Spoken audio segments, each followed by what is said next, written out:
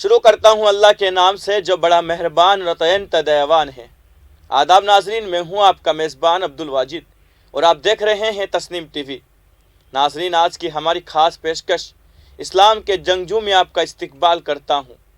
ہماری اس خاص پیشکش میں خلیفہ ثانی حضرت عمر رضی اللہ عنہ کا ذکر چل رہا ہے، اور پچھلے کئی ایپیسوڈ سے ہم فتح ایران کی معلومات حاصل کر رہے ہیں۔ جانیں گے آج کی اس خاص پیشکش میں آگے کیا کچھ پیش آیا۔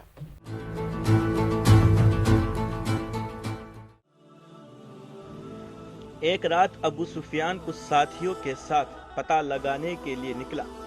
انہوں نے ایک اور دیکھا کہ آگ کی لپٹ سے پوری ریگستانی علاقہ روشن ہو رہا ہے۔ وہ بولے، یہ خجاع کی آگ ہے جس کی لپٹ آسمان کو چوم رہی ہے۔ معلوم ہوتا ہے کہ ان کا خیال لڑائی کرنے کا ہے، اور حقیقت یہ تھی کہ مرو جہران نام کی جگہ پر پہنچ کر آپ نے اپنے ساتھیوں کو حکم دیا کہ ہر آدمی اپنے لیے الگ الگ آگ جلائے۔ اس کی وجہ سے دشمن پر دھاک بیٹھ جائے گی۔ نتیجہ جو چاہتے تھے وہی نکلا۔ ابو سفیان اور ان کے ساتھی اسی آگ کی لپٹ دیکھ کر دہل گئے۔ انہوں نے کہا، اتنی بڑی فوج اور بل کھاتی ہوئی روشنیوں کا ایسا سمندر تو ہم نے اپنی زندگی میں کبھی نہیں دیکھا تھا۔ جیسا کہ آپ کی عادت تھی، آپ نے تمام فوج کو کئی حصوں میں بانٹ دیا تھا۔ ہر ٹکڑی کا اپنا جھنڈا تھا، اور 10,000 کی فوج ایک انداز، ترتیب اور سنجیدگی کے ساتھ آگے بڑھ رہی تھی۔ رات کسی طرح گزری۔ صبح ہی بہادروں کی یہ فوج مکہ کی طرف بڑھی۔ آپ کے جھنڈے کا رنگ کالا تھا، اس کو عقاب کہتے تھے۔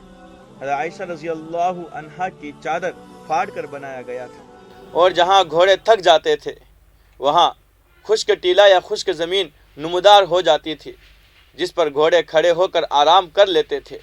نہ کوئی شخص دریا میں ڈوبا، نہ کسی کی کوئی چیز ضائع ہوئی۔ سب چشمے زدن میں دریا کے پار تھے۔ ایک سوار کا پیالہ البتہ دریا میں بہہ گیا تھا۔ اس کی رسی کمزور تھی، دریا کی موجوں میں ٹوٹ گئی۔ پارا اتر کر انہوں نے کہا کہ خدا کی قسم، یہ نہیں ہو سکتا کہ میرا پیالہ دریا میں رہ جائے۔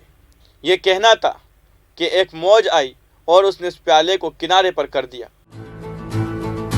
حضرت علی مرتجع جا رہے تھے۔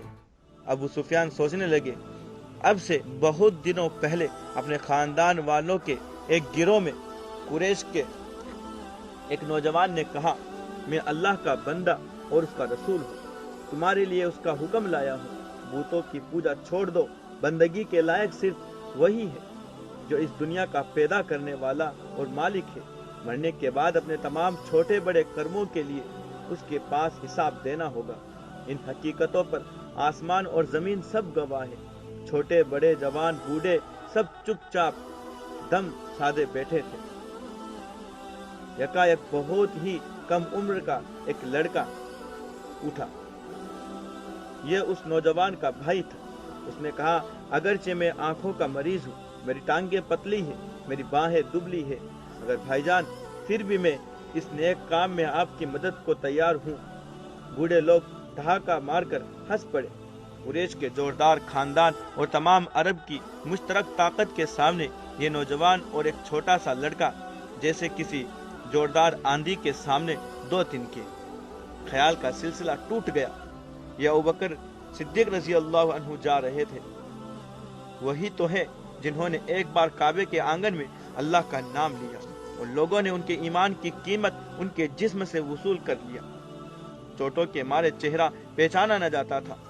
تیسرے پہر تک ہوش نہ ہوا، اور ایک دن وہ بھی آیا کہ رات کے سناٹے میں گھر چھوڑ کر نکلے کہ پھر مکہ کی گھاٹیوں اور پہاڑوں کی صورت کو ترس گئے، اور سب سے آخر میں اس بھاری فوج کا سب سے بڑا سردار تھا۔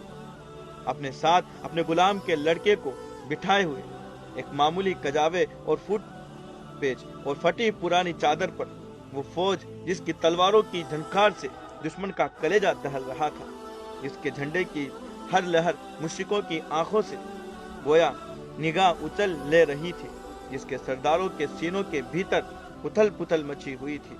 10,000 سورماؤں کی اس فوج کا سردار کجاوے پر سر جھکائے ہوئے مالک کے سامنے گڑ گڑا رہا تھا، اے مالک، زندگی تو حقیقت میں بس آخرت کی زندگی ہے۔